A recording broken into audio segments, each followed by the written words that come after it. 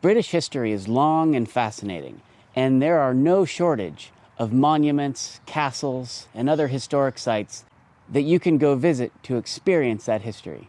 But in today's video, I want to take a look at some of the hidden history of England, some aspects of the history that may not be so obvious.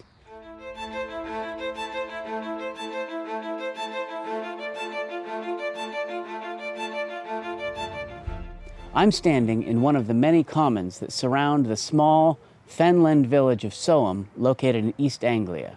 The amount of common land that surrounds this village is very unusual. So today we're going to dig into the history and geography to get an idea about how this came to be. I'm at the brand new train station in Soham right now.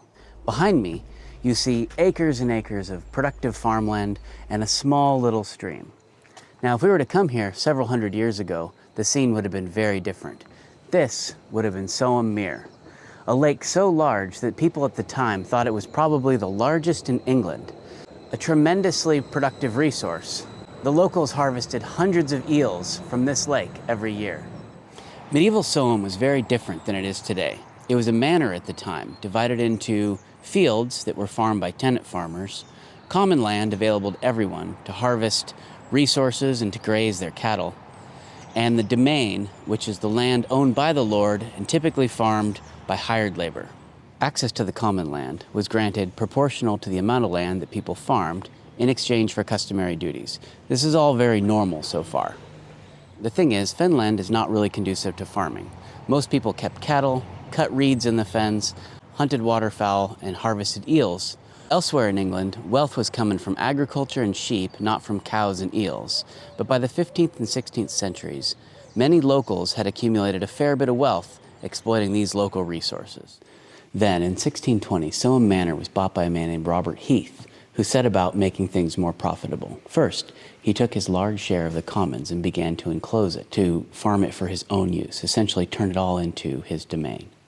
Second, he set about draining Soham Mere and turning all that land into agriculture. This is where things took a turn. The villagers and cottagers of Soham put up fierce resistance to the drainage in the enclosures. At night, the villagers would come and destroy embankments just like this one that were intended to contain the drains, like Soham Lode, that drained the fens and the lake. The women of the village, and it does seem to have been the women, would come during the day and run off the workers who were building these works as well. Eventually, the king came to Heath's aid and was able to stop the resistance for a while. Then, in 1691, as royal authority began to weaken in the lead up to the English Civil War, the villagers were able to reclaim much of their common land. In the following decades, they were even able to achieve legal status and ownership over a lot of the commons, which they then subdivided among themselves, including space for the cottagers who had very little to no land at all of their own.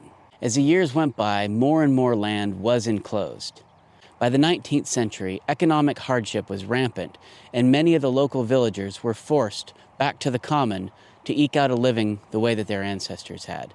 And they were able to do this only because of the unusual success in their centuries-long fight to preserve what little was left of their common land. While the commons don't have the economic value that they once did, they're now host to a range of footpaths that make for some nice hikes around the town.